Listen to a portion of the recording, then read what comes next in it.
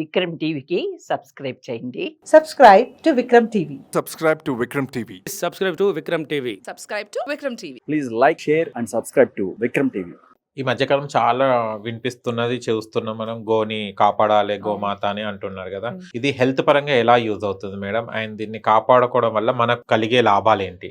గోవు దేశవాళీ గోవు అనేది మనకు ఒక సూపర్ స్పెషాలిటీ హాస్పిటల్ లాంటిది. అంటే ఎందుకు ఇలా అంటున్నాను అంటే, గోవు నుంచి వచ్చే పంచగవ్యాలు అంటే గోమూత్రము, గోమయము, పాలు నుంచి తయారైన నెయ్యి, మజ్జిగ, పెరుగు ఇవన్నీ కూడా మనకి మంచి మెడిసిన్ లాగా యూజ్ అవుతాయి. సో గోమూత్రము, గోమయము మన పంటలకి చాలా చాలా అవసరం. సో దీనివల్ల ఈ కెమికల్స్ వేయటం వల్ల అవి మొత్తం భూమి మీద ఎప్పుడైతే పడుతున్నాయి, చల్లుతున్నారో అవి ఆవిరైపోయి మనకి వర్షాలను కూడా దెబ్బతీస్తున్నాయి, వర్షాలు కూడా రాకుండా. ఆ ఆవిరయ్యే క్రమంలో కొన్ని విషవాయువులు వెలువడతాయి వీటి నుంచి. సో ఇవన్నీ కూడా హరింపచేయాలి అని అంటే భూమికి ఆహారం ఒట్టి గోమయం మాత్రమే. సో ఆ గోమయం ఎప్పుడైతే మనం గోమూత్రం, గోమయం భూమి మీద వేస్తామో అప్పుడు ఇవన్నీ కూడా ఈ విష పదార్థాలన్నీ కూడా భూమిలోంచి సాయిల్లో ఉండవు అనమాట. ఇంకొకటి ఆ రకంగా మనకి గోమూత్రం ఉపయోగపడుతుంది. ఇంకొకటి మన శరీరంలో చూడండి, మనం చిన్నప్పుడు మన అమ్మమ్మలు, తాతయ్యలు ప్రతి ఒక్కళ్ళు కూడా ఇంట్లో ఆవులు ఉండేటివి. అప్పటికప్పుడు పిండి పెరుగు చేసుకునేవాళ్ళు, పాలు చేసుకునేవాళ్ళు, ఇలా ఉండేది. అప్పట్లో వాళ్ళందరూ ఆరోగ్యంగా ఉన్నారు కదా, మనకే ఆరోగ్యంగా లేదు. మనం చిన్నప్పటి నుంచి కూడా మొత్తం ప్యాకెట్ పాలు. ఈ రోజు ప్యాకెట్ పాలల్లో అసలు ప్యాకెట్లో పాలే లేవు, ప్యాకెట్ పాలను తెచ్చుకుంటున్నాం.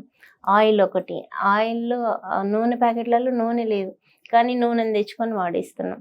ఇలాగా గోవు పాలు తాగడం కానివ్వండి, సాన్పు అని చెప్పి కళ్ళాపి చల్లటం అనేది ఒకటి ఉండేది అనమాట. పేడని నీళ్ళల్లో కలిపి ఇంటి ముందు చల్లేవాళ్ళు. సో దీంట్లో కూడా ఒక సైంటిఫిక్ రీజన్. ఆ పేడలో ఏంటంటే యాంటీ రేడియేషన్ ఉంటుంది అనమాట. అంటే రేడియేషన్ని తీసుకోదు, ప్లస్ యాంటీ బ్యాక్టీరియల్, మనకి ఎలాంటి క్రిములు కానివ్వండి లేదంటే రేడియేషన్ రానికుండా కాపాడుతుంది. దాని మీద మనం సాన్పు చేసినప్పుడు మనం దాని మీద కనుక నడిచాము అని అంటే మన పాదాలు వేడిగా ఉంటాయి అన్నమాట. మనకి ఎప్పుడు కూడా పాదాలు వేడిగా ఉండాలి, మన నెత్తి మీద చల్లగా ఉండాలి. మనం రివర్స్ లో చేస్తున్నాం ఇప్పుడు, అంత మొత్తం కాంక్రీట్ రూఫ్స్ అయిపోయాయి కదా. సో రివర్స్ లో నడుస్తున్నాం మనం.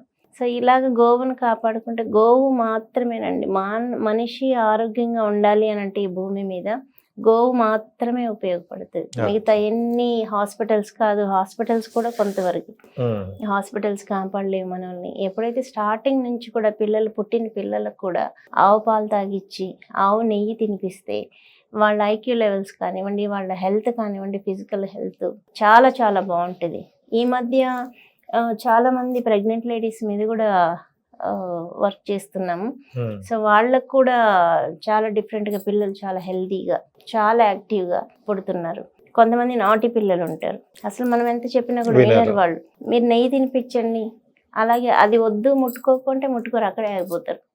అంటే అంత వాళ్ళకి ఆలోచన కానివ్వండి, వినే ఇది కానివ్వండి ఇలా ఉంటది. కొంతమంది వినరు కదండి, అలాంటి వాళ్ళకి అందరికి కూడా ఇది మంచి మెడిసిన్ అనమాట.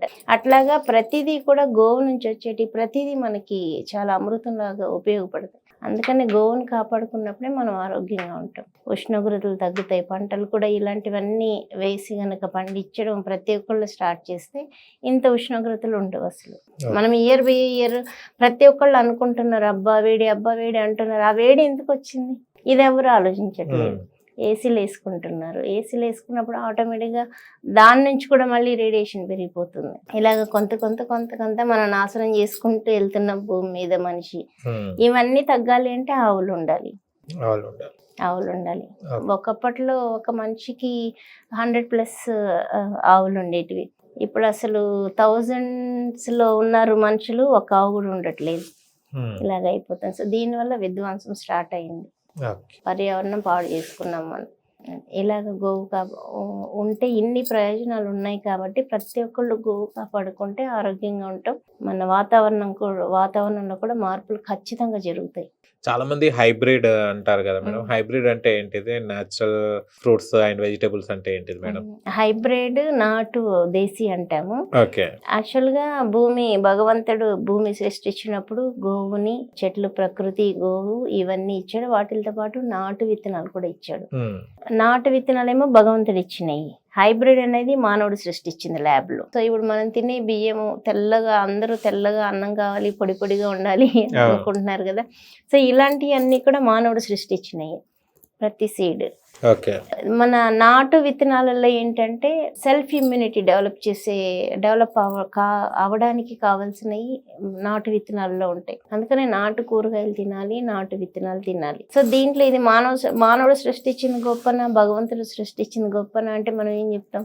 భగవంతుడు సృష్టించిన దాంట్లోనే మనకి ఏం కావాలో దానికి అనుగుణంగా సృష్టించాడు భగవంతుడు. మనం తయారు చేసుకున్నాం ఇవన్నీ హైబ్రిడ్ అనేది. సో హైబ్రిడ్ తినటం ఏమాత్రం మంచిది కాదు. సో స్లోగా అందరూ దేశీ విత్తనాలు, ఇప్పుడు చాలా వరకు ఫార్మర్స్ కూడా నాటు విత్తనాలు, నాటు కూరగాయలు ఇవన్నీ పండిస్తున్నారు.